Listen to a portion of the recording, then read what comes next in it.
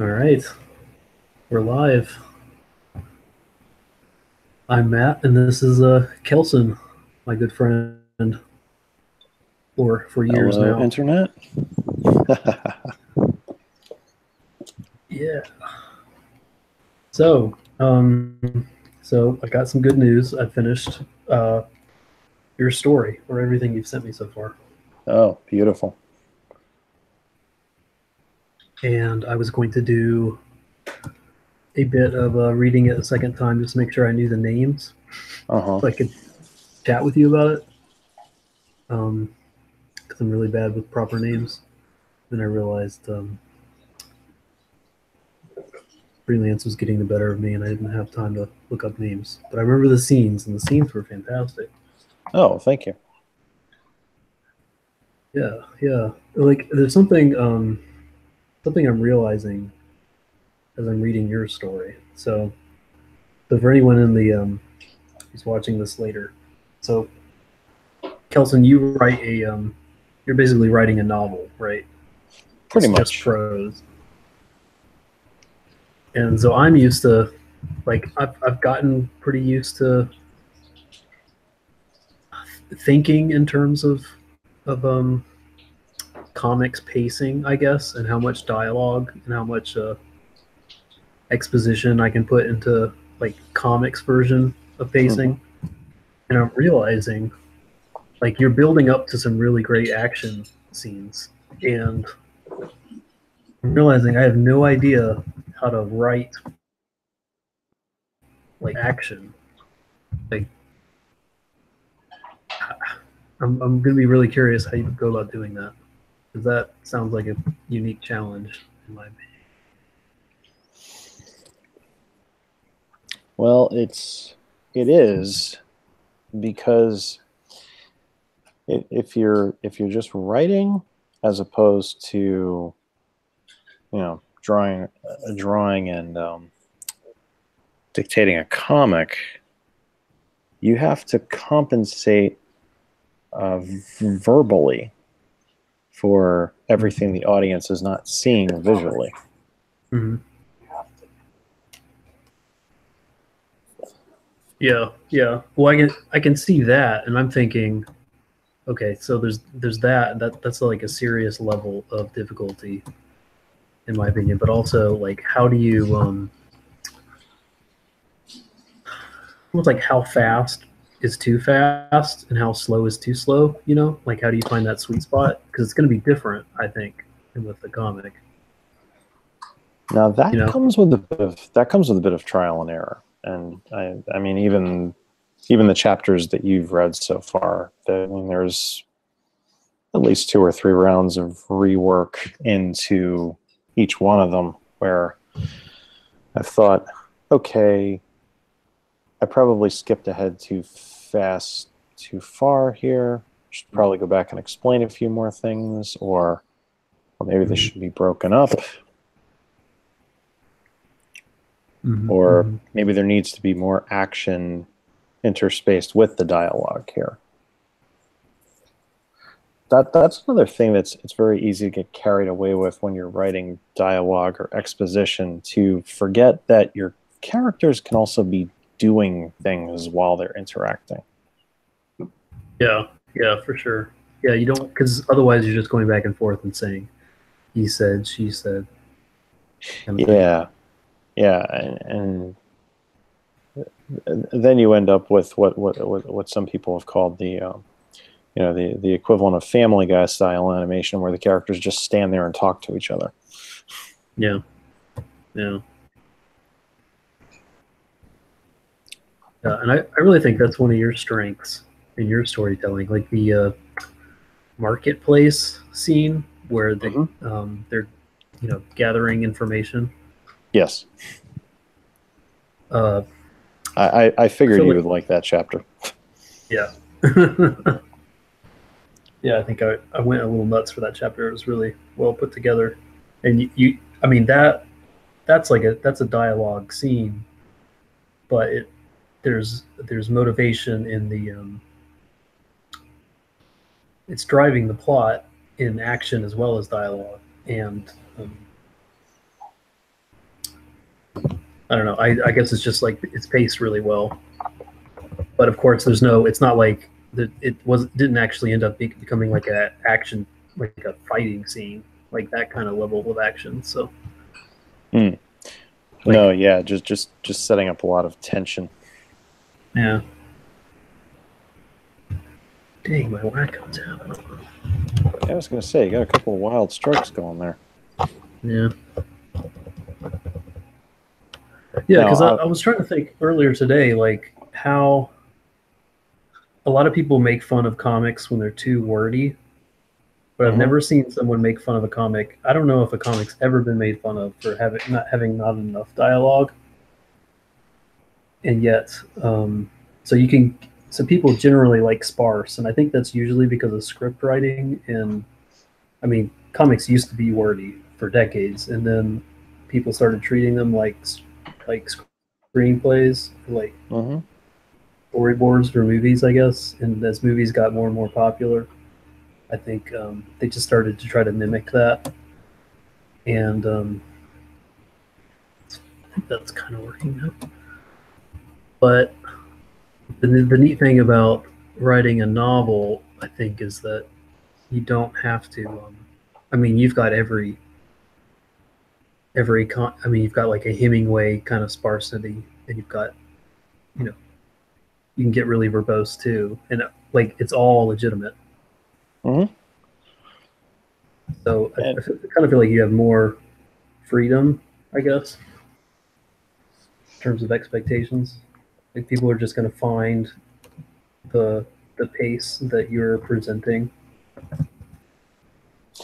Cool. and it depends a great deal on your target audience. You know, not just the pacing, you know, how much action per se versus dialogue and exposition, but also how esoteric do you want your mysteries and secrets to be? How subtle, how nuanced? I mean, do you want stuff to be more on the nose? So Mm-hmm.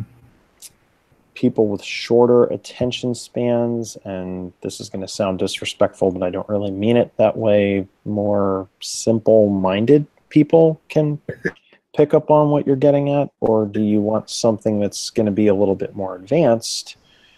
I mean, one way or the other, you're going to satisfy a particular level of reader. It's, you know, it's unfortunate. You can't write a book with difficulty levels. Uh, I suppose you could if you wanted to write several different versions of it. I mean, that's why they'll sometimes do children's adaptations of novels mm-hmm. or stories. You know, I guess one possible example worth noting is, you know, you have John Bunyan's classic The Pilgrim's Progress, and then you have the Yeah. Little Pilgrim's Progress, which was written especially for children. Oh, neat. Is that? I'm assuming that's a more. Um, that was written much later, I guess. I think so. Yeah. And that was the version that I had as a, you know, a kid growing up. Oh, it's really cool. Like most people, I mean, that was like a bestseller for centuries, Mm-hmm. and I think nowadays most people don't even know what that is. No. I mean, another good example is, you know, The Hobbit was written as a children's book, Yeah, that's a great whereas example. Lord of the Rings was more YA level, Mm-hmm. you know. And then the Silmarillion is, for lack of a better word, a history book.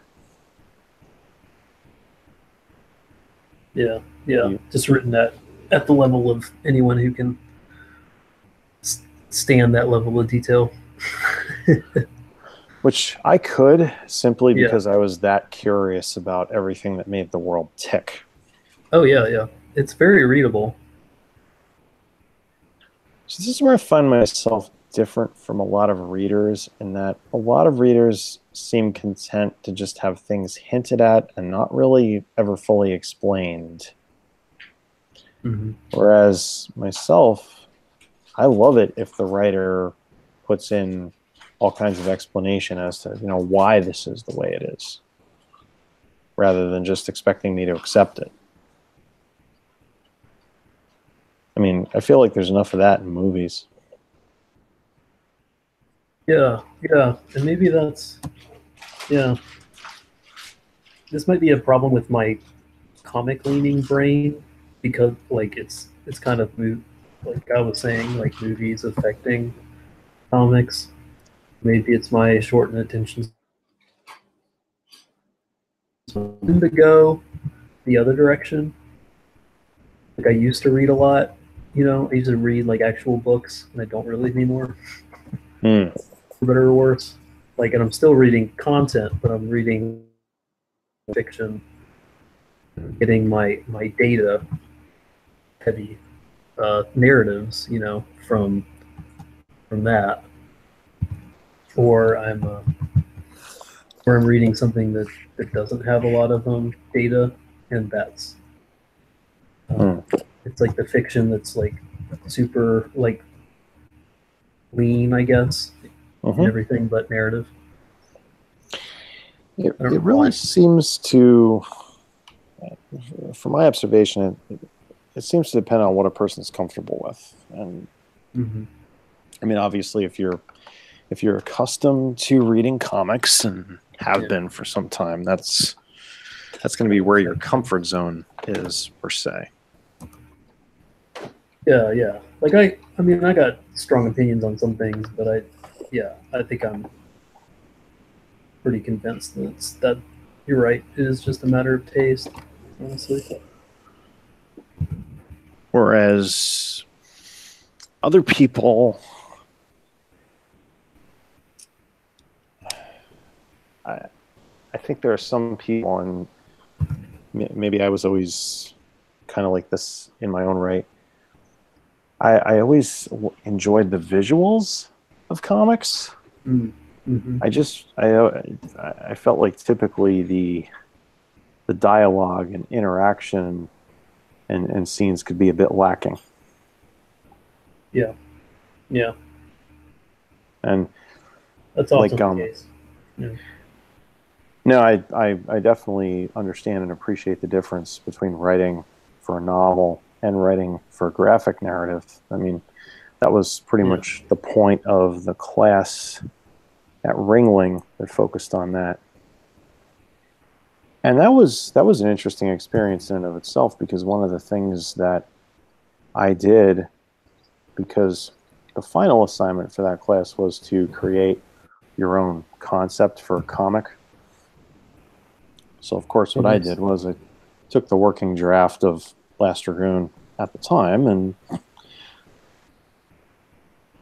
I, did everything I needed to do with it to meet the necessary requirements to set the stage for a graphic narrative. And then I took one of the action scenes from the original draft, which, by the way, is at a point in the story that this current draft has not even reached yet. And that was, I think I set that up as a 3 or 4 page scene.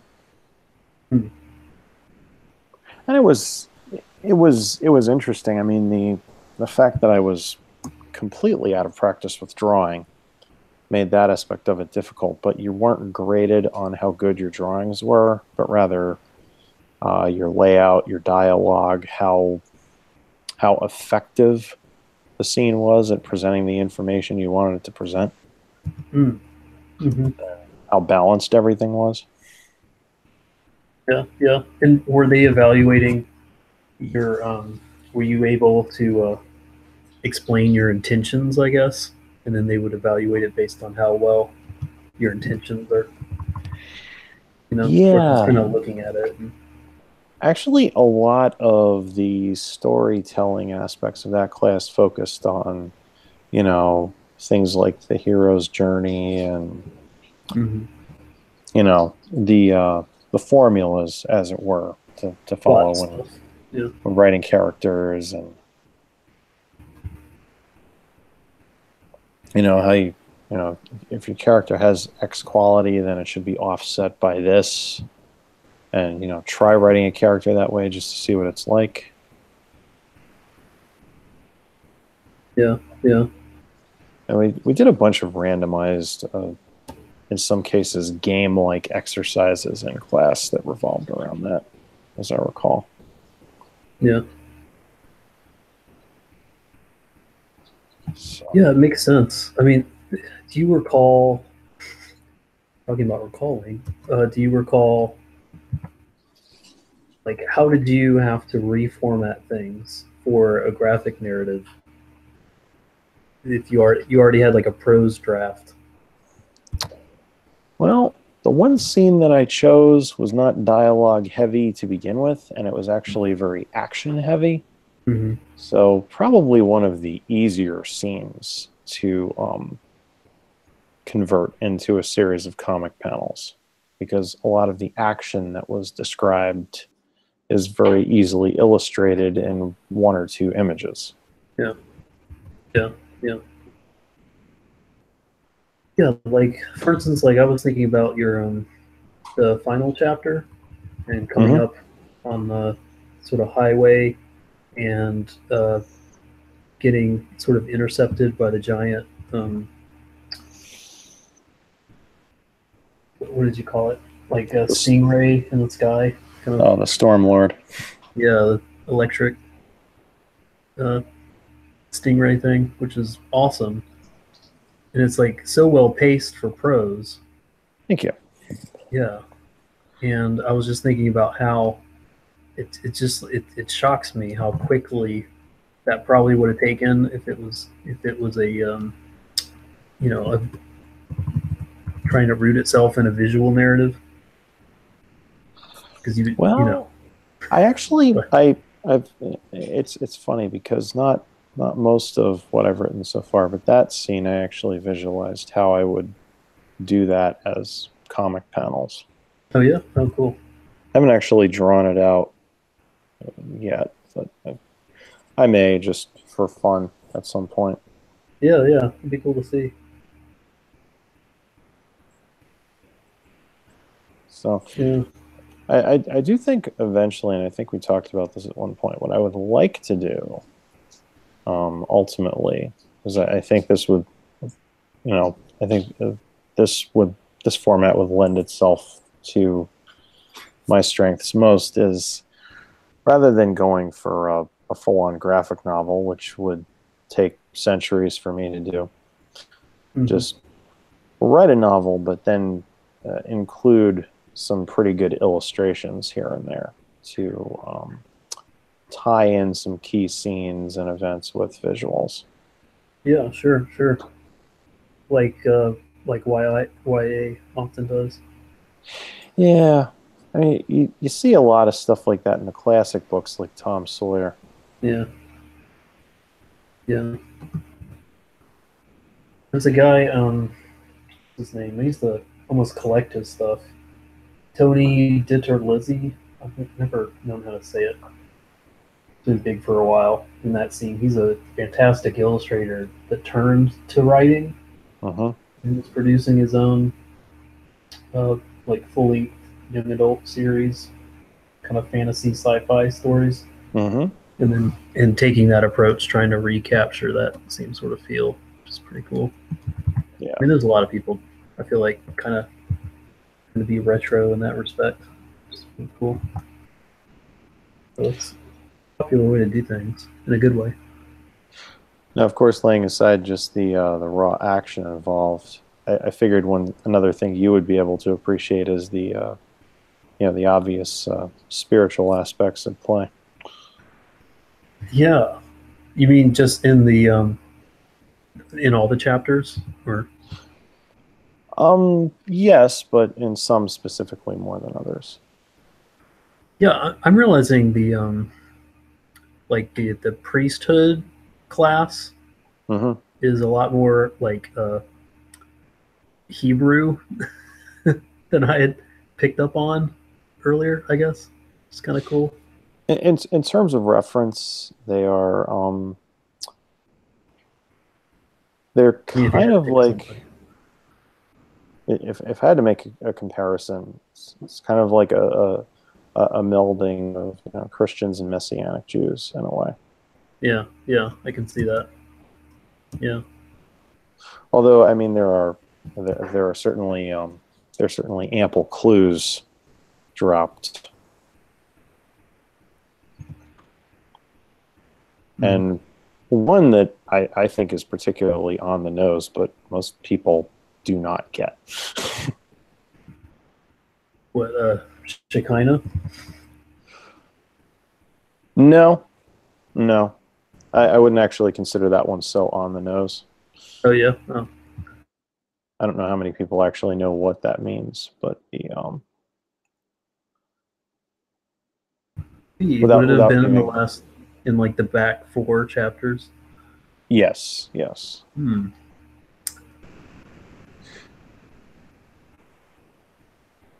Specifically where Valerie tells Kelson they're supposed to be going.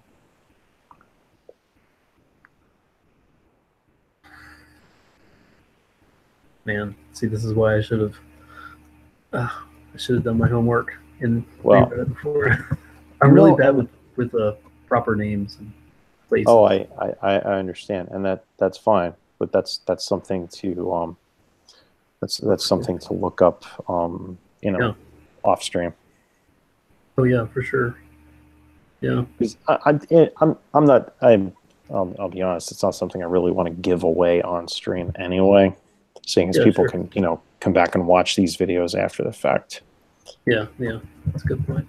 But yeah, I mean, you can let me know in a day or two, whatever, if you're still not getting it, and then I can give you a more profound, I can give you a more obvious clue. Okay. So I've actually had to point it out for a few people, and they're like, "Oh, wow, why didn't I see that?" It's not something obvious with like the being chosen sort of thing. No. Yeah. No. Okay. Oh yeah. I'll be thinking about that. I'm trying to picture. So we've kind of talked about this before, but have your thoughts progressed at all about how you want to get the story out? Like, if you want to get it out, and how to like a larger audience? Eventually, I'd like to get it published. I'm not really sure how to even try going about that. Yeah. Well, I don't know either. But I suppose one reason I'm trying to keep the writing relatively clean, because ultimately I think if any publisher is going to pick it up, it's not going to be a secular publisher. Oh, you think so? Yeah. That's unfortunate. It is, and I could be wrong, but I doubt it. Yeah.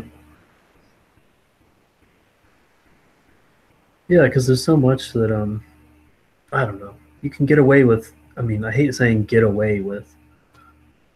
It's probably the wrong word, but you can do so much in a fantasy setting in terms of religion, and it, like, everything should be copacetic. I would think.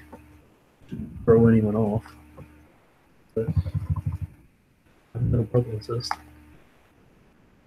Yeah, it's not a very politically correct story. I'll put it that way. I think we kind of touched on that in our discussion with Stephen and Serena. Okay. Which, and I mean, again, you've read it, so you've probably noticed. Okay, it's not like there's anything overt there. I mean, it's subtle, but it's there. Although at the same time, I do try to explore different points of view with the different characters. So it's not like saying, okay, yeah, I do think of things this way, but one thing I hate is having social issues just presented so on the nose in a fantasy world. Yeah. It's like, if you're going to make references to them, make them a little bit more esoteric, a little bit more removed. Kind of like explore the explore the base idea behind the issue and kind of, you know, strip out some of the specifics. Yeah, it almost feels like an abuse sometimes of the craft to spend that much time and expect the reader to spend that much time on your story, only to parrot something that they could read in the newspaper or an opinion article or something. Like, if you're just going to recreate a present day scene or situation and you're not going to explore it in ways that you know, that necessitate you putting it in that, you know, like where you're really going to flip things on its head, or and that's the reason why you're exploring it in this fictional setting or something. Uh-huh. You know, if you're not gonna do that, and you're just gonna try and recreate uh, present issues for your own benefit, yeah, it's like, why you're wasting your time and the audience's time, I feel. Yeah, I mean, you can certainly do it that way, and there is, you know, again, this kind of goes back to what we were talking about, where you depends on your target audience. There is a certain audience that is going to go for that, and there is another Yeah. there is another audience that's really not going to be impressed. Rather, they're going to be kind of they're going to find it off-putting, Mm-hmm. and it really also depends on how heavy-handed you are with it. Yeah, yeah. To be fair, that's a big factor. Yeah. And you know, does it make sense in universe? Mm-hmm. Mm-hmm. You know, like one example that comes to mind. Now, I haven't actually seen the movie itself, but I've seen enough extensive spoiler-heavy reviews of it to feel like I have seen it. The whole droid rights thing in the Han Solo movie. Oh yeah. Yeah. Now, here's my main issue with that from what I've you know seen and read of it is it's a very on the nose attempt at, you know, shoehorning more social justice into Star Wars where it really isn't needed, but at the same time it takes everything that the universe all the way back to, you know, New Hope and Empire established about droids and just turns it on its head. Yeah. It's like, okay, it's bad enough you guys threw out the established EU for the new trilogy, but now you're just throwing out core mechanics of the universe that have been accepted since the beginning. Well, okay. Just to lightly push back, um, so you've got like little moments in A New Hope, for instance, where, you know, they go into the cantina and the bartender's like, "Hey, we don't serve their kind here," Oh, that's uh, true. which feels like, yeah, like little things like that that kind of subtly echo like maybe race relations or that sort of thing. And I get that because, and you know, I mean, at the same time that worked to 3PO and R2's advantage when they used the escape pod and the Star Destroyer was going to shoot it down like it had, you know, because they say there goes another one. So clearly they had already destroyed several escape pods, or at least that's implied. And then the guy says, "Hold your fire. There's no life forms aboard." So the computer did not read droids as life forms. Yeah, that's a good point. Which is interesting because, you know, you can consider that a prejudice point, but it actually worked to their advantage. They would have been blown up if they had been read as life forms. Yeah, so that's integral to the story world and the plot, like you're saying. Yes, and I'm not complaining about the idea that, you know, there's prejudice against droids, because there certainly is. I mean, droids are seen as tools; they're used, and I guess at the same time, their level of sentience is a bit questionable. I mean, Yeah. as Star Wars is more focused on the action and the fantasy and never really gets into the science like Star Trek, there's really not a lot of time or energy devoted into what kind of electronic brain does 3PO have versus R2, which one of them is really smarter. Yeah, because 3PO is clearly an idiot, and maybe there's no such thing as a droid that's really that much smarter than 3PO. The 3PO has a huge database of languages. He's great as a translator, but he's a bit lacking in the common sense department. Yeah, for sure. It's also worth noting that, and I think this is what kind of got to me with the 31337 Femputer, whatever the heck her designation was. Elite. Yeah. And then, Anyway, she gets blown up. Well, not even really, just shot to pieces in the middle of this droid uprising that she starts, and they have this end of Short Circuit 2 death scene, which I'm like, okay, that made sense in Short Circuit 2 because his backup battery was failing, and that contained his memory. That contained everything that made him. It was kind of like when Wally's hard drive got wiped out. Mm-hmm.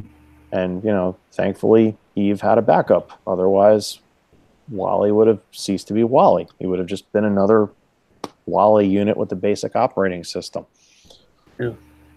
Collect garbage, compact it, rinse and repeat. But the precedent with Star Wars, with those kinds of droids, was set in Empire when 3PO was literally blown to pieces by ostensibly a stormtrooper, and he was 2 steps from the incinerator when Chewie comes to the rescue, hauls all the pieces of him right out of the conveyor belt going into the incinerator, and just somehow he's allowed to continue tinkering with these broken droid parts while he and Han are incarcerated, and he puts 3PO back together, and I guess 3PO looked like he was hit pretty squarely in the chest. His body got completely dismantled, but his head was intact, and ostensibly that's where his core brain was, so that's where the memory circuits were. Whatever reason, he didn't seem to lose anything that made him by being blown to pieces and then reassembled. Oh, that's a really good point. I see what you did there. That makes sense. So, this is my complaint. It's like, let's just take everything that the previous movies have established about droids and just chuck it out the window so we can have a dramatic death scene. I have not heard that critique before, and it is kind of obvious now that you say it. I almost want to say, like, exceptions can apply with L337, this Han Solo droid, just because they emphasize how unique and kind of like how she put her. I guess the lore is that she put herself together from simpler components, I guess, and built herself up. I did read something about that. Although what I find strange there is what was the impetus in terms of programming or electronic consciousness that motivated a droid to do that? Well, if you okay, so I guess one of this is my understanding. Like, the longer you keep a droid from getting its memory wiped, the more intelligent it gets, but the more personality it develops. That would explain R2. Yeah. And so maybe if you just draw that out indefinitely, maybe you get to a point where you get some kind of sentience almost, maybe, or something that could be so self-aware that it's just gonna turn into a third-wave feminist, I guess. I think it was I think it was Mahler's complaint in his Unbridled Rage, or maybe it was somebody else's, that Yeah. the whole thing is, up until now, as far as Star Wars is concerned, droids talk and they have personalities, but they've always been regarded as machines, tools, if you will. Oh yeah, for sure. Well, this is my guess. I think I've always thought that there's kind of a conceit in Star Wars that the audience knows there's something special about droids, that they have something approaching a personality and like a value as beings and as story characters, but no one in the story knows. And that's kind of the joke, I guess, that the story lets you in on this fact that there's actually something special about R2 and all this stuff, but everyone else is ignorant about it. And maybe this new character kind of breaks that, because she says, you know, this conceit that we've been doing for 6 movies, or I guess 8 movies now, or I don't know, however many it is with all the Disney ones, that I'm in on it too, and I'm going to yell at everyone to also get in on it, I guess, to realize something that the audience has always known, but it's not a joke anymore. It's actually kind of serious. But then again, I don't even like what I'm saying, because I feel like it isn't. It's presented as a joke in the movie. Like, it's not taken that seriously. Like, everyone kind of rolls their eyes at this character, which keeps the conceit going. Everyone's like, oh, we know at the end of the day that droids aren't valuable, even if they think they're valuable, even if they become activists.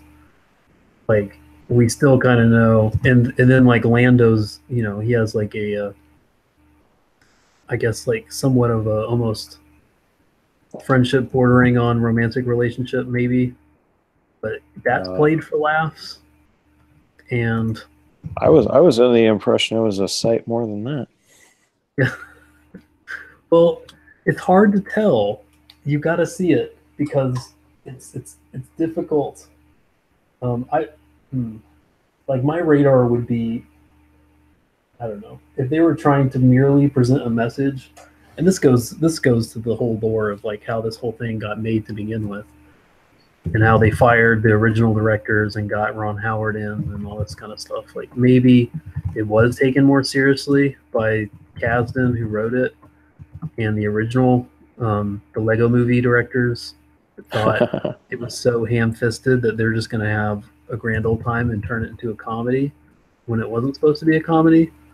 And then maybe Ron Howard tried to rein it in somewhat, but he can only do so much with the budget and time. That's like a conspiracy theory that's out there. But yeah, I've heard a few of those. Yeah, but it's pretty funny. Like, I really like L337, like, because it's tapping into this joke that the audience is supposed to always be in on. Like, everyone likes R2, everyone likes 3PO, but no one really likes them in the movies. And and like, that's like an intentional joke that George, I guess, was having with people, and they're breaking it at this point, but they're still kind of letting you in, because they're like, this is so ridiculous. Like, okay, what if there was a character that actually valued droids as much as we do as audience members? Well, I guess you'd have a weirdo like Lando forming a romantic relationship with one. How strange is that? And see, I actually have to disagree there. Yeah. Okay. No, it's interesting. And I'll qualify it. I mean, if you go back to the original New Hope, there are different characters that treat droids with different levels of respect. Yeah, you're right. I mean, there's some versatility there. Yeah. And this could be looked at as a step of character development for Luke, because when he first gets tasked with cleaning R2 and 3PO, he doesn't care much for either one of them. Yeah, they're just machines. at that point. Exactly. And by the end of, by the end of that first movie, you can tell he looks at them a little differently. Yeah, I mean that's fair. Like, how much does he care for R2 on Dagobah? I He mean, treats him like a little puppy dog. yeah, I mean, as far as companionship went, R2 seemed to be treated, with the same respect that a household pet would. And let's face it, some household pets get more respect than other humans. Yeah, yeah. But that do you think that still kind of plays into what I'm sort of thinking? Because the idea, I guess, is that Luke being the hero of the story, he's going to be able to key in with what the audience is intuiting more, maybe. Like that's one of the signs that he's the hero, is that he gets things that the audience get, even if no one else does, even if it's something simple like just appreciating a class of being that no one else is. Maybe I'm pushing it too far. You can. I think it also depends on your. I think it also, well, this was pretty much a precedent set by the KOTOR games. Yeah. How you interacted with the droids was pretty much, if you treated them with respect and, valued them, that was pretty much the light side way of doing things. But whereas like it's like, oh, are you okay? Oh, we're really happy to see you. It's like, if you just think of it as a stupid machine, you're not gonna bother buttering it up with emotional statements like that. Whereas the dark side answer was, oh, we may still have a use for you. Come along. Yeah, yeah. Which technically, if they were just machines, you should be able to say whatever you want to them. Like there should be no dark side. Like throwing your toaster away or something. It shouldn't be like a moral action, but it is in the Star Wars world. Yeah. Yeah, it's tricky. It's like they do play with ignorance, and in regards to droids, but it's mixed. Well, the other thing of it is some droids seem to have more. I mean, and this seems to go along, in seems to go in hand with their function and their subsequent programming. Some droids seem to be more interactive than others. Dare I use the word sentient? Yeah. Yeah, that's one of the funny things. If you ever end up seeing the Han Solo movie, the droids that she liberates are like clearly not intelligent or sentient. Like she just kind of lets loose a bunch of goldfish, basically. I think that was the whole joke of it. That like I think it was Mahler that took issue with it. It's like, okay, up until now, with exception to certain astromech units, because I mean, for the lack of ability to speak English or common or whatever you want to call it, the astromechs far and away seem to be the most intelligent droids. Yeah. But at the same time, now all of a sudden the precedent being set by the Han Solo movie is every droid is really just another human. They're just in this mechanical body. And yeah, I mean that's a valid reading on it, to be sure. But I think if you, man, I feel like the fact that I think that they believed what L337 was saying too much, in a way, because I think that the characters, because the droids that I almost want to say the droids in this movie are stupider than any droid we've ever seen, with the exception of L337. Like all the other droids, act particularly dumb. They just make baby noises and stuff like this. And I think that's played up intentionally, where she thinks she's a liberator, but she's just, and it's almost kind of sweet and endearing that she thinks she's a liberator. when really she's the only one of her kind. She's not liberating people of her kind. Like they're It's just kind of like not. it's kind of like a seagull convincing a flock of kiwi to follow them over a cliff. And the seagull can fly, the kiwi can't. Yeah, yeah. If At yeah, least I think the kiwi is a flightless bird. and if the seagull is like 10 times more intelligent too, so they're even like sentient enough to like appreciate that they're being liberated instead of just running around causing a mess. It's cute. I think it. Yeah, I can see why people didn't like it, and I was revved up to be like, oh my gosh, this is way on the nose. But it's played as such a joke, and she's clearly like not aware of her actual situation. Like the fact that she thinks like her and Lando like could have a relationship, and there is a physical component that could practically work. You know, she looks like a carburetor, and she's implying like, oh, it could happen. I'm just not really interested. He's kind of been coming after me, but I just it's kind of annoying. I just want to be friends with Lando. Like it's so strange. Yeah, like there's like dialogue scene like this, and the other characters are just blinking at her. Like, are you insane? And she's ignorant of how stupid she sounds.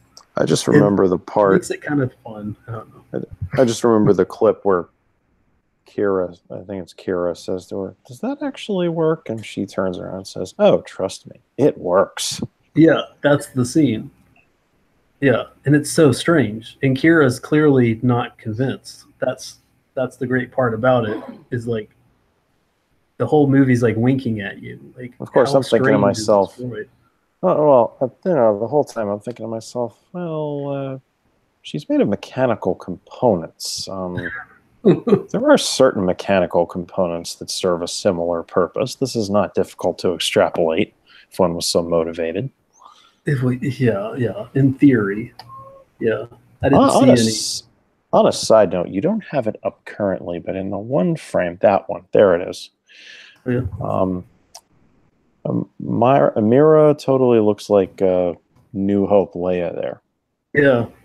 Thanks. That's intention. That was I don't know if Looks like she's rocking the Cinebraids. yeah. Well, I guess yeah. I was looking up Berber people in North Africa, and they have this kind of thing going on, and I just decided to maybe accentuate it just a little bit, but definitely going for a Tatooine feel in general. So Yep. yeah. Now, of course, the younger generation who completely refuses to watch the original trilogy, and I am serious, they exist. Wow. They're going to be saying, "What's Tatooine? Is that like Jakku?" Oh gosh. Well, they're going to be like, "What's Star Wars?" I don't. No, I'm actually. Let me explain this. My she's like what, early 20s. She was one of the aides at the school where my wife used to work. Mm-hmm. And she had seen Force Awakens before we got around to seeing it. So we were asking her a few questions. I remember asking her about the original trilogy. She's like, "I've never seen the original trilogy. I couldn't watch those. They're too blurry." And I was like, "What the fuck are you talking about? They're remastered in 4K." Oh my gosh. Yeah. I died a little inside. I got to tell you. My wife is telling me what her name is, but obviously I'm not going to say that. There's no point. It's like, I know exactly who it is. I remember the conversation, and for that note, this made it even more entertaining. She kept saying Rey and Kylo Ren, but she wasn't saying Kylo Ren especially clearly, so it sounded like she was saying Rey and Kylo Ray. And I'm like, wow, they really went to town on the diversity of names for these characters.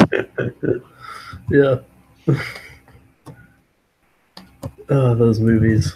Honestly, I think Kylo Ren sounds as ridiculous as the helmet looks. I like Ben Swallow better. Yeah, yeah, just might as well. Yeah. I think that's one of the things I liked about Solo is that it genuinely felt like an original chapter to a story. It didn't feel like, I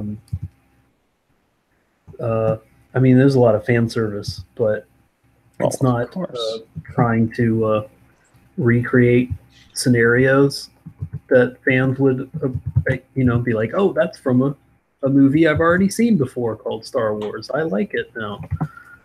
Is what I think the main episodes are tragically locked into. Hmm. Like, so I appreciate the risks, I guess, and telling and not just following how can we take the original trilogy and kind of remix it slightly kind of pattern.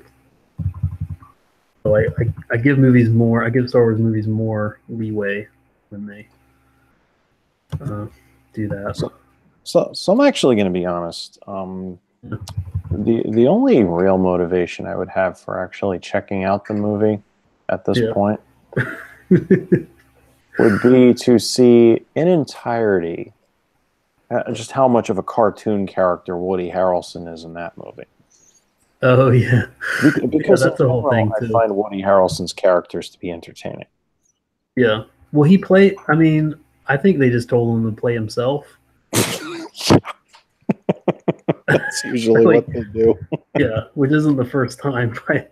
Like, Woody, just you be you, and we'll tell you when action and cut happens. But like in I think it's CinemaSins review of 2012, where he plays the the crazy conspiracy theorist doing the internet radio podcast from his little trailer camped out in Yellowstone and eating homemade pickles and looking and acting really weird. And the narrator says, "This isn't even acting. They literally just followed Woody Harrelson around for 3 days with a camera crew." Oh, that's beautiful. What was 2012? I remember that vaguely, but I can't picture. I'm pretty sure I've seen it, but I don't have any recollection. It was another installation of classic Roland Emmerich disaster porn. Okay, yeah. In that case, it was it was based on Hapgood's theory of elevated neutrino levels from the sun causing the crust of the Earth to separate from the mantle so that it would spin freely, and that coinciding with a pole shift. Mm-hmm. That's right. Which scientifically I think is about as fundamentally flawed as the underlying theory behind Day After Tomorrow, but I mean, a pole shift is an inevitability, and that will cause tsunamis, no doubt about that.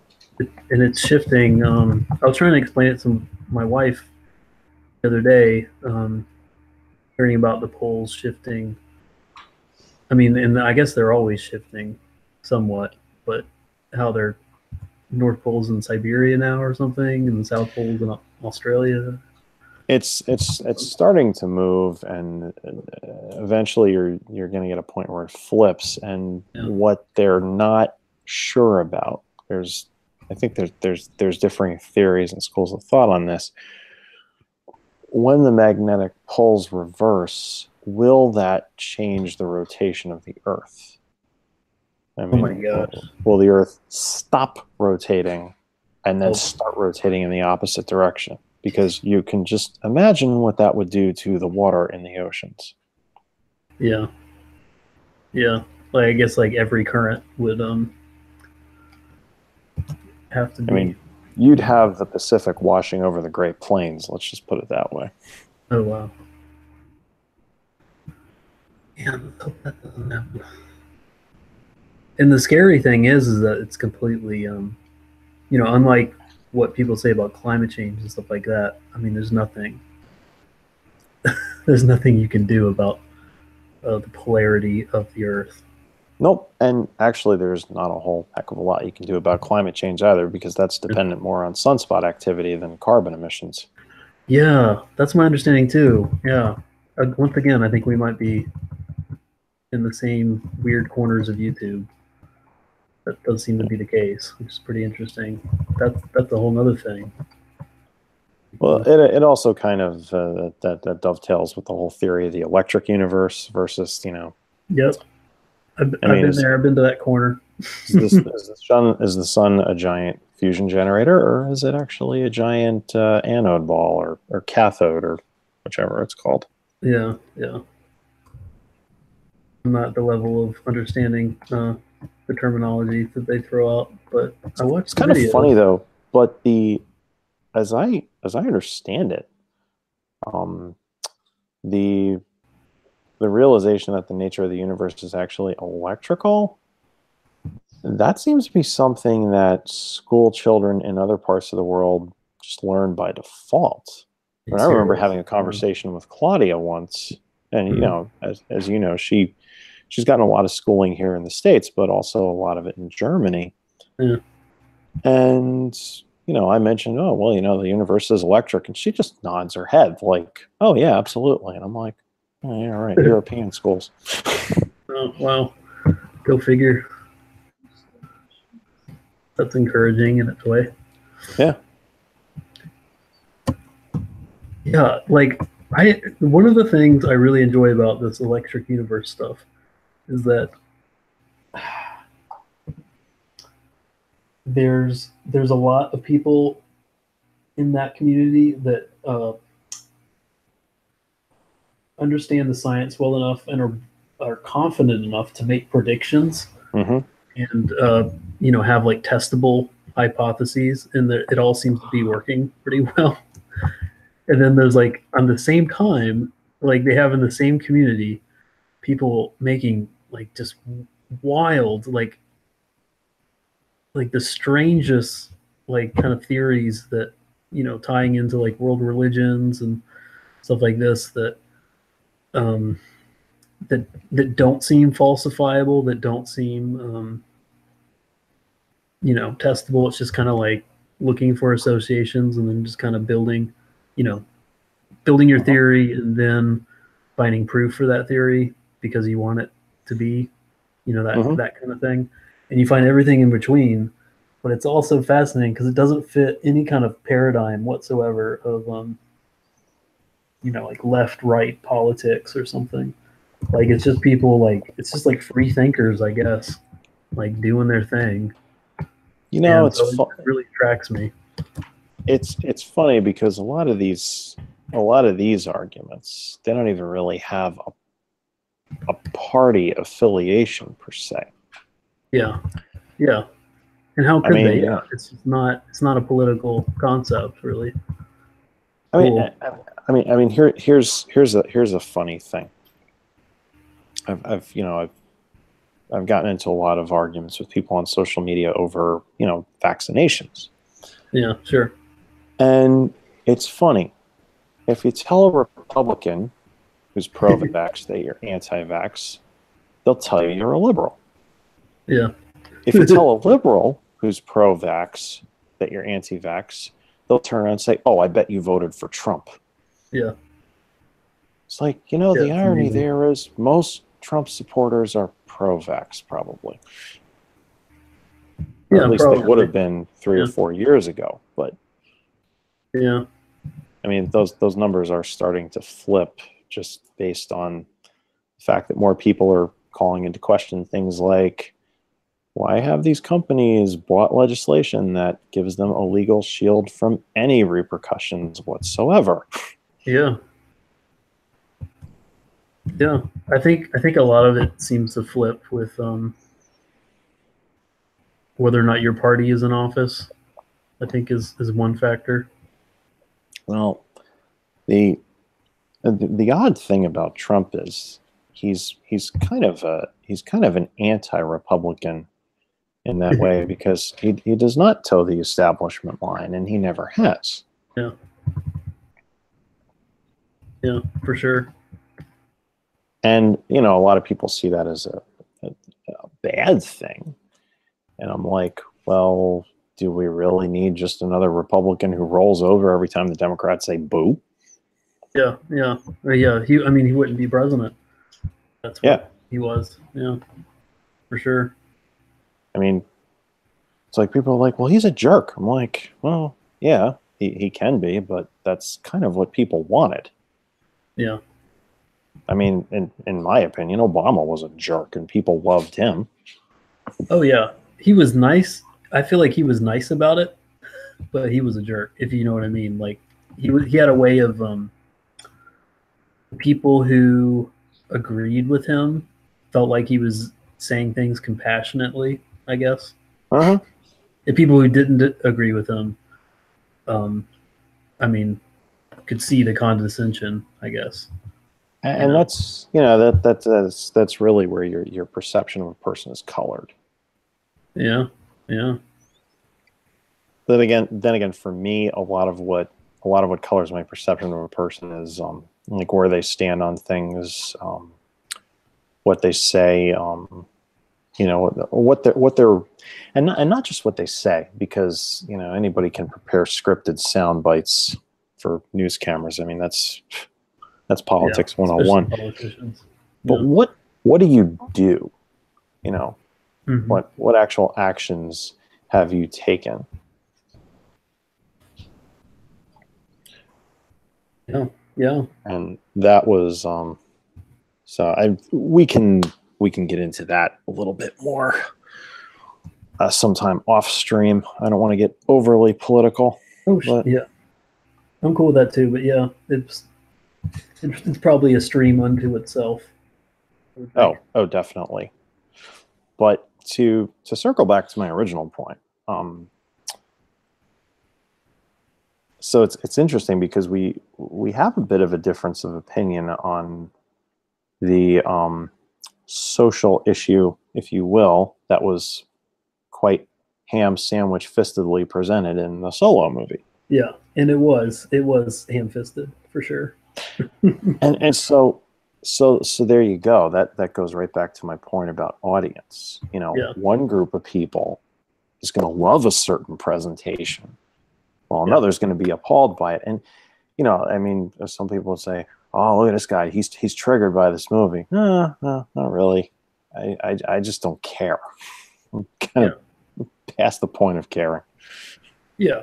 I mean, it's not an Oscar worthy movie. Like I liked it because I enjoyed it, and I thought it was fun and entertaining, and not all Star Wars movies right now are fun and entertaining, in my Yeah. opinion. So that made me I was pleasantly surprised, I guess, and so that's why I tend to want to give it a higher Yeah. rating. And I guess like the ham-fisted stuff to me was like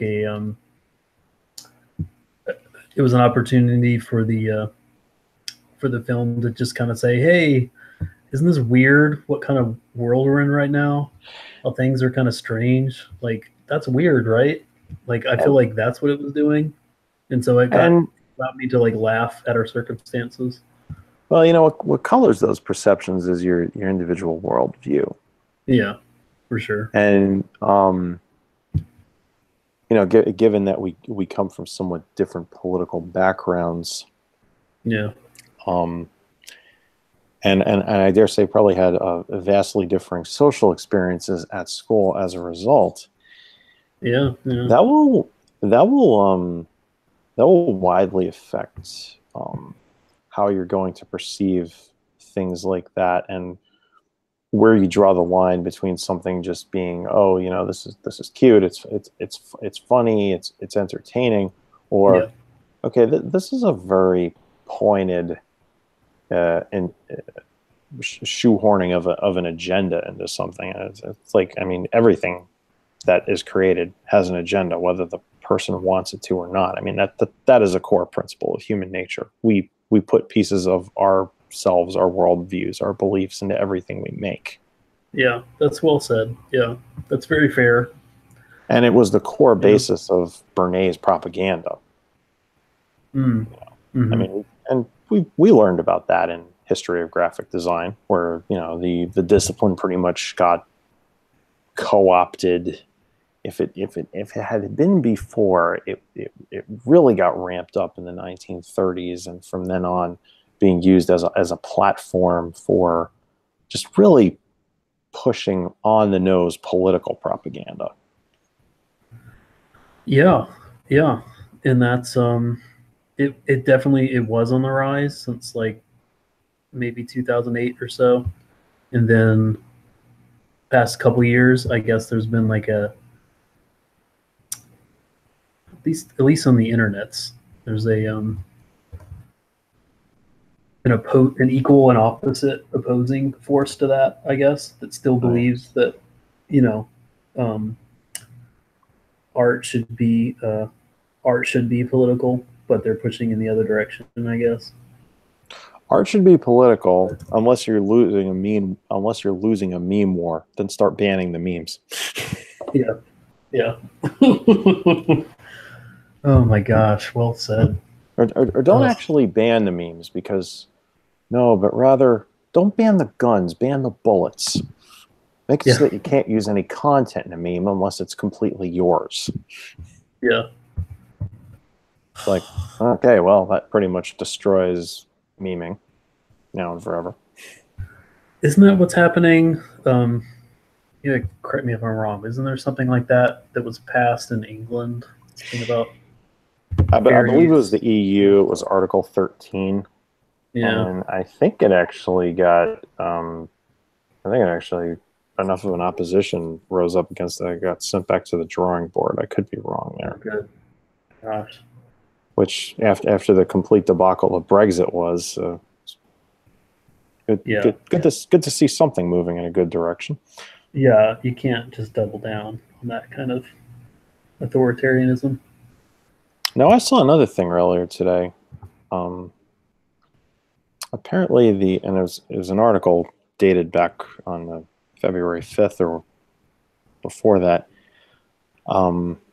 It's talking about the UN is apparently going to be moving their headquarters from New York to Laos. Are you serious? Yeah. Oh, wow. Oh, man. Got their fingers in the air. Guess so.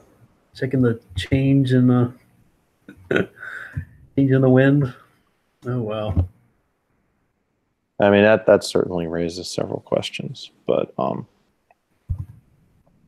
yeah, how strange. I mean, So, but anyway, in the regard of, different audiences with different backgrounds are gonna, see different things. Like I said, I'm sure certain people are gonna find, my writing quite entertaining. Yeah. And, some may see a bit of a message. And I mean, I can think of some people on my own friends list off the bat that would get as far as chapter 1 and be like, ah, man, this is too heavy on this religion crap. This is boring. Yeah. Yeah. I'm like, okay, that's fine. It's not for everybody, and I'm not intending it to be. Yeah. It's kind of a relief. That's one of the nice things about the weirdness of the world right now, is that it's okay now to say that you're the piece, the product of entertainment that you're producing, it's not for everyone, and that's okay, I guess. Like that's kind of a relief in a way. Like you can actually say that, and that's not considered a failure on your part, I guess. Nope. Yeah, like just seeing two characters say, "Oh, we should probably pray about this," and like just using a phrase that I'm familiar with, that probably everyone is used to seeing in some context, and it's in the fictional religious world, but just using phrases like that and not trying to I guess reinvent the wheel in terms of how people would talk about their own religion and their belief and practices in order to avoid I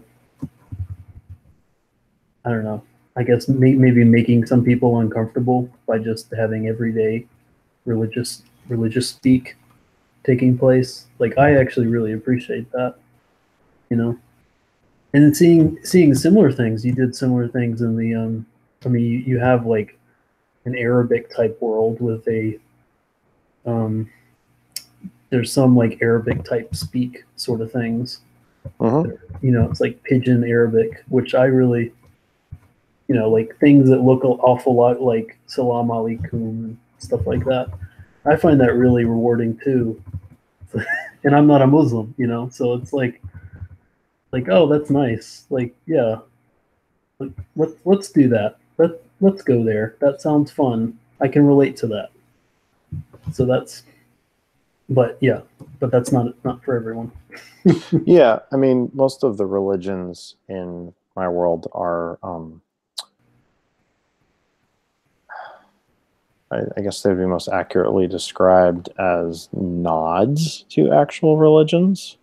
Yeah, yeah, you're nodding. Yeah, With some similarity, and I mean, it's there if you want to see it, but it's, you know, not everybody's going to. yeah, Some people are yeah. going to see it positively, some people are going to see it negatively, some not at all. I mean, you know, here's a good example. When they first did the live action Lion, the Witch, and the Wardrobe, my wife and I, we went to see that with a friend, and this guy, he'll tell you he's Catholic, but that's, you know, he just says that by default because he's Italian. Yeah, I don't think he's been to mass in 20 years. yeah. We come out of the movie at the end, and he's like, oh, well, you know, that was a really good story. And I'm thinking to myself, any allegory of, you know, the Passion of the Christ just sailed clean over your head, didn't it? Meanwhile, and this will teach you not to judge a book by its cover. At the time I was working at the hospital, and one of the younger patient care techs that I would sometimes speak to, I had seen her at the theater, and, you know, she waved, I waved, you know, I was across the theater, whatever. And then, you know, she sees me back at work the following Monday or whatever, and she's like, hey, I saw you at the theater. I was like, yeah. What'd you think of the movie? She's like, oh, I liked it. I knew exactly what was going to happen because I read the Bible. I was like, okay, that's cool. Was not expecting you to say that, but awesome. Yeah, yeah. It's funny. So I saw the movie with I think there was one other Christian, some other people that was just kind of meh, and then Uh-huh. my best friend at the time, who was just like a non-observing, grew up, you know, in a Jewish home, Uh-huh. and he was like, "Yeah, that was cool. I guess it's kind of neat how they were kind of missing their dad, that they never got to really know, I guess, and they kind of projected that onto like a lion figure, I suppose." And I was like, "Uh, friend, let's have a chat." What the You know, heck? and I said, you know, like this is about Jesus, and he was like, Matt, can you not try and put Jesus in everything? Like, and I was like, no, like C.S. Lewis was a Christian, and this is, I mean, it's hard to not call it allegory. And he's like, oh, gosh, can you just like, you're just getting a little too religious. Like, it's just a story. You're not the one doing it. C.S. Lewis did it. Yeah, like it's clearly about world. It's about, you know, World War II. It's about the Nazis taking over Europe, and they have to, you know, and then there's, yeah. And I was really impressed. He created this fabulous, you know, alternate reality entirely from his just seeing this movie once. Like, oh, I see it all very clearly. You know, this is all about. And then, you know, Roosevelt enters the war at this point, and like, well, I'm glad you enjoyed it. You know, I wasn't going to tell him like, you know, you're not allowed to like it unless you see, you know, what the author intended. But If I was going to compare, and you really have to have read The Magician's Nephew to understand the background of Jadis taking over Narnia. It reminds me more of, I mean, she, as a character, reminds me of Loki or Hel from Norse mythology. Oh yeah, for sure. Yeah, that's And probably that she intentional. was part giant and then fled to the north. It's like, Yeah. oh, come on. That's totally Loki fleeing to Jotunheim. Yeah. Yeah. Well, it's the Norse mythologies that uh, activated his imagination as a kid and probably attracted him to hanging out with Tolkien in the first place. Indeed. And Yeah. as you will learn if you read the facade and the portent, Yep. there's a lot of Norse mythology that comes into play in the particular brand of occultism that the Nazis subscribed to. Oh man, are there Nazis in the portent and all that? Not in the well, how to answer that? It's complicated. Oh my gosh. I'm going to put it this way. There is the main antagonist in both books is a watcher. Mm-hmm, mm-hmm. And it becomes pretty obvious by the second book. Now, there was a reference here, and my mother caught it. I didn't. And then we discussed it when she had finished the second book. No need. Because there is a reference delivered in a coded message. That references the service number of this Nazi officer. And you know, this watcher was behind the coded message being delivered, you know, because it was delivered in the form of an MK Ultra incident. Oh, cool. Oh yeah, man, it's got everything. Oh, dude, it does. It literally does. But so my mom's like, yeah, I believe that watcher had been, you know, at least impersonating that that officer, because you know the watcher has a human counterpart that he disguises himself as. Yeah.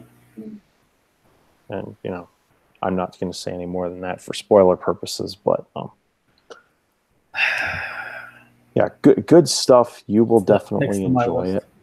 Yeah. Now to touch again on the electric universe thing, I need to do more research on it, obviously, but I am totally planning on incorporating elements of that into my world. And I feel like it's the perfect place to do it because it's fantasy. So, you know, kind of like Lewis incorporating Christian allegory into Narnia. People who are in the know are going to see it for what it is. People who aren't are going to say, oh, that's a cool idea, and just move on. Yeah. Yeah. It's a good story no matter what. But because it's a fantasy, nobody can accuse you of making crazy, claims about how the real universe functions. Yeah, yeah, that's great. Yeah, I've been trying to think about how to put electric universe stuff into mine too, actually, and it's a challenge. But I still want to know how that amber exploded. Oh, we'll get there. A few more scenes, and things will start clarifying. Thankfully, it's infernal. Let's just say that.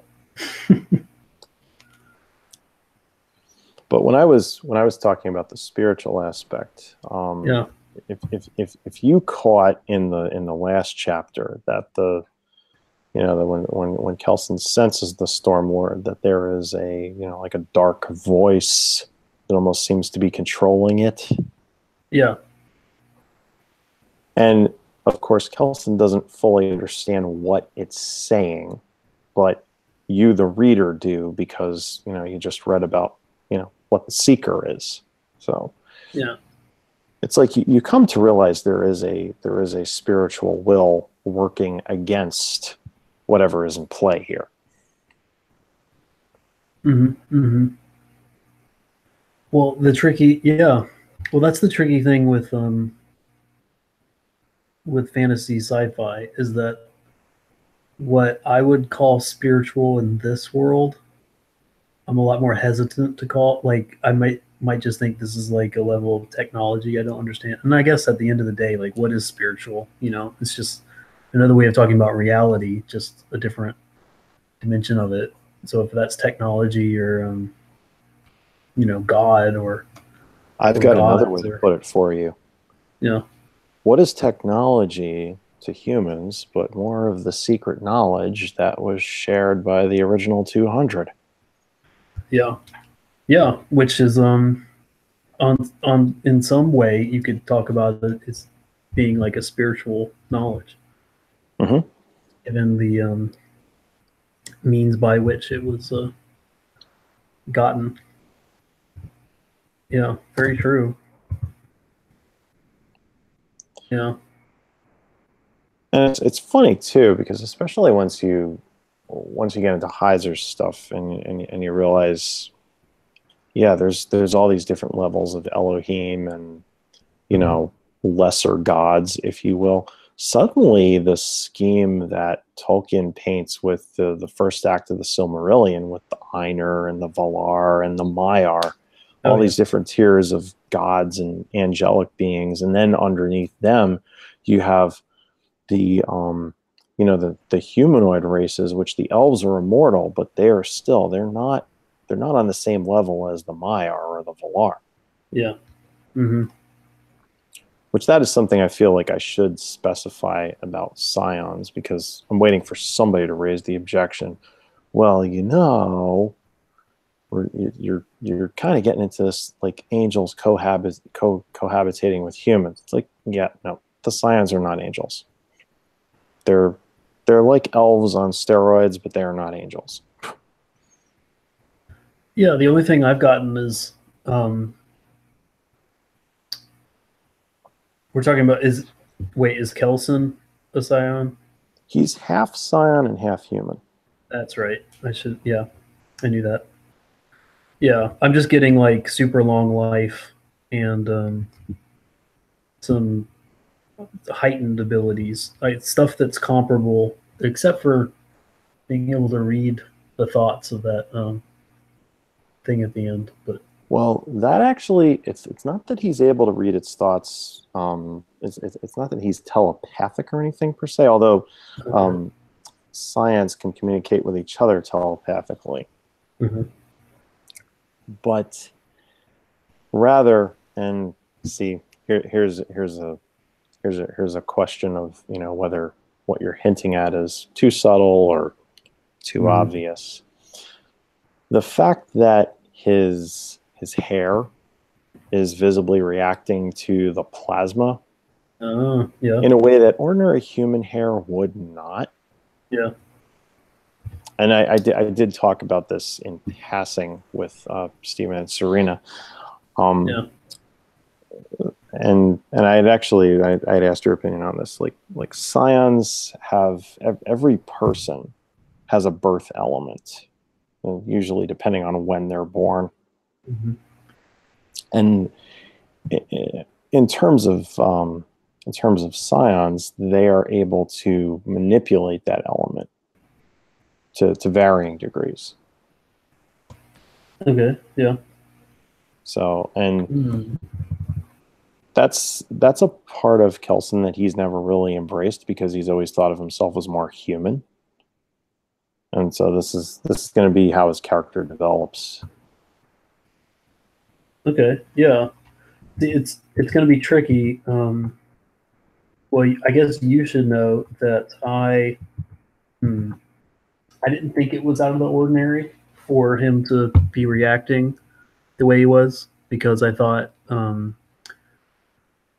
it happens at an earlier point in a normal situation, and I just thought maybe he's just got enhancements or something. And then when it happened then at the end, I thought maybe this has something. This is really just similar to like a static field, I guess, from the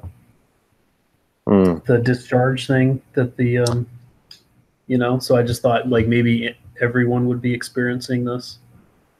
Yeah, I guess I could see why you wonder that. Although it becomes more clear in the next the next chapter in his arc, where he actually attempts to fight the Stormlord. Yeah, which I guess is still good. Like you're not you're not succeeding, because I picked up on it. It seemed like this is normal. The first time I noticed it, it seemed like, okay, something slightly weird is happening. The second time I noticed it, so I think you're building up the sort of suspense that you want. So it's probably working just the way you want it. I'm just well, that's good to know. Yeah. So it's just going to get, but by the time, exactly the time when it's like more relevant to the plot, I'm going to realize that I'm already going to know what it is, and I'm going to be aware that something weird is happening. So yeah. Okay, well, it's 2 minutes till 11. So it is. And I promised the missus that I'd be in bed by 11. So. Wow. Well, but you best be going then. Yeah. It's been a great chat, as always. Oh yeah, definitely. Yeah. Because the next time we do this, I'll probably have more questions. I'll look back over your story in a bit more detail and ask you a thing or two. Hopefully, in the interim, I'll have more writing, because I've got a couple more chapters already written in Kelson's arc, but for lack of a better way of putting it, I felt like my initial take at his battle with the Stormlord was too easy. And I'm like, I want it to be more like that kind of first boss you play in some video games where they completely destroy you within an inch of your life and you barely escape. And then somebody else comes along and, puts the boss in their place. And then your character's like, oh, you're so strong. Well, guess what? You'll be this strong someday. Yeah. Oh, yeah. Yeah, I love those kind of, It's like a teachable moment about where you can expect the gameplay to go as it goes along. Which is, what's a game? Is it just another way of telling a story? So. Anyway, we are notorious for taking forever to wrap things up. So yeah, until next week, and I'll look into the activating the chat kind of thing. I don't think we had anyone today, but so you won't be missing anything. Yeah, no, I didn't see any entries. But yeah, it's been a good chat, and we'll talk on the internets between now and then, and hopefully see you next Tuesday. Yeah, I'm not bothering with Facebook right now, but you can reach me on Hangouts or text anytime. Cool. That sounds good. All right. Talk to you later, Matt. See you, Kelson. Later.